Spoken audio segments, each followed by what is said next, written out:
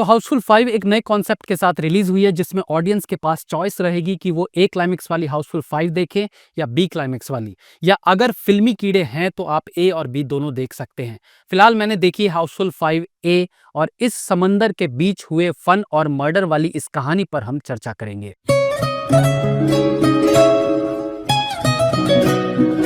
Film की कहानी शुरू होती है एक बिलियनियर की रूकी रूकी मौत से। मतलब डेथ सीन में फन क्रिएट करना is not a easy job.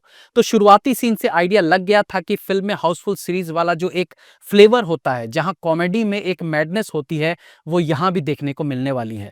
Of course ऐसा पूरी फिल्म के लिए नहीं कह सकते, बट शुरुआत अच्छी होती है। तो कहानी शुरू होती है बिलियनियर की मौत से, और फिर उसकी वसीयत से, और वसीयत के हिसाब से उसकी सारी जायदाद का वारिस उसका वो बेटा होगा जिसे अभी तक कोई नहीं जानता, और जो उसके 100वें जन्मदिन पर क्रूज पर आने वाला था। अब इस वसीयत को पाने के लिए एक दो नहीं बल्कि 3 इवन 4 जॉली पहुंचते हैं।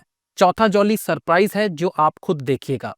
अब इस क्रूज के सफर पर शुरू होता है हत्याओं का सिलसिला, और फिर कभी शक की सुई उस पर तो कभी शक की सुई उस पर, और फाइनली फिल्म के क्लाइमेक्स में असली कल्प्रिट के चेहरे से मास्क हटता है।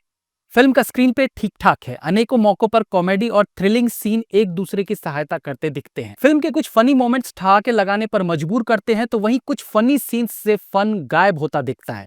ऐसे में उसी के बाद एक थ्रिलर सीन कवर अप करके ऑडियंस को बोर होने का मौका नहीं देती। Housefull series is all about fun. इस फिल्म की खासियत कॉमेडी है, और थ्रिल से पहले इसमें कॉमेडी का हैवी डोज चाहिए होता है। तो एज आई सेड कि फिल्म की शुरुआत से ही मेकर्स ने कॉमेडी पर ज्यादा फोकस किया, and I will have to say कुछ जगह लिखाई बहुत अच्छी है।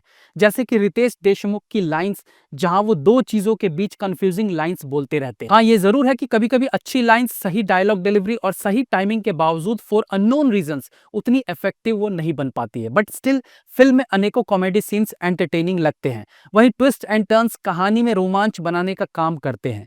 मर्डर मिस्ट्री फिल्मों का क्लाइमेक्स उसकी जान होती है। इस फिल्म का क्लाइमेक्स 2 किश्तों में आता है, और फाइनल कल्प्रिट ज्यादा सरप्राइज करता है। फिल्म में हाउसफुल के एक दो पुराने गानों को मिक्स करके बीजीएम में यूज किया गया है, जो हाउसफुल के पुराने अनुभव को ताजा करता है, जैसे O girl you are mine. Film के एक सीन को डिस्कस करना चाहूंगा जो मुझे थोड़ा सोचने पर मजबूर करता है कि ये अनायास ही फिल्म में दिखाया गया या सब प्री प्लान्ड था। इस सीन में जो लॉयर थी वो विल पढ़ रही थी, तभी बीच में उसके हाथ से पेपर नीचे गिर जाता है।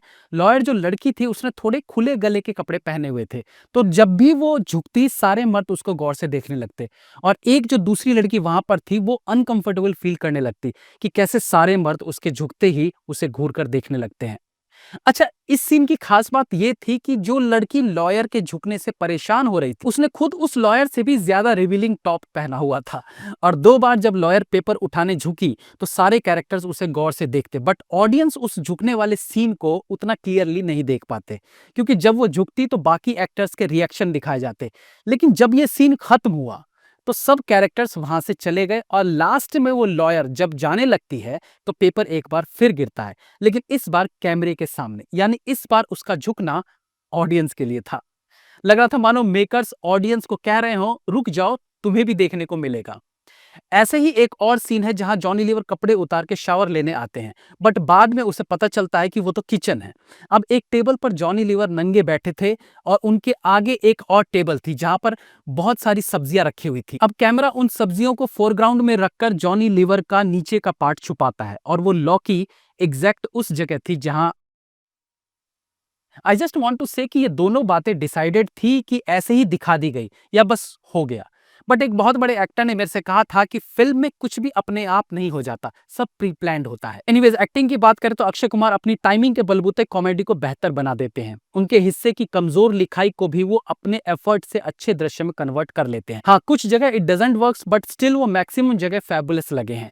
रितेश देशमुख की भी कॉमेडी टाइमिंग अच्छी है, तो कुछ जगह बोल के तो कुछ जगह एक्सप्रेशन से वो फन क्रिएट करने में कामयाब रहते हैं। अभिषेक बच्चन में एक एक्स फैक्टर है कि वो अच्छी कॉमेडी कर सकते हैं, जो इस फिल्म में देखने को मिला भी है। जरूरत है उनसे और अच्छा करवाने की। जैकलिन, नरगिस और बाजवा तीनों सुपर हॉट लगी हैं, और हॉट ही लगी हैं। नाना पाटेकर देर से स्क्रीन पर कब्जा करते हैं, बट जब कब्जा करते हैं तो एक तरफा राज करते हैं। जैकी श्रॉफ और संजय दत्त खलनायक के बीजीएम के बलबूते कुछ अच्छे फनी मोमेंट्स क्रिएट कर जाते हैं। वहीं फरदीन खान और डेनो मौर्य अपने किरदारों में ठीक ठाक लगे हैं। देखिए, ये एक ऐसी फिल्म है जिसमें आप लॉजिक नहीं ढूंढ सकते। लॉजिक ढूंढने बैठेंगे तो आप मायूस हो जाएंगे, और हाउसफुल फ्रेंचाइजी के पहले पार्ट से ही ये तय हो गया था कि इस फिल्म में केवल फन ढूंढना है, मजाक मस्ती होगी और घर को वापस जाएंगे। तो यहां भी वही है, बल्कि इस बार एक मर्डर मिस्ट्री के तौर पर एक्स्ट्रा मसाला फिल्म में देखने को मिलता है। फिल्म का बीजीएम अच्छा है। एंट्री सीन हो या थ्रिलिंग सीन, बीजीएम सपोर्ट करता है सीन्स को। फिल्म का डायरेक्शन ठीक है। कुछ जगह कंटिन्यूटी सीन में ध्यान दिया जा सकता था, लाइक वाइपर से चाबी खींचने वाले दृश्य में अभिषेक बच्चन का सीन। बाकी फिल्म एंटरटेन करती है, हंसाती है, दिमाग पर जोर भी डलवाती है। बाकी आपको तय करना है कि आप हाउसफुल ए देखने में इंटरेस्टेड हैं या फिर B. Have a nice day.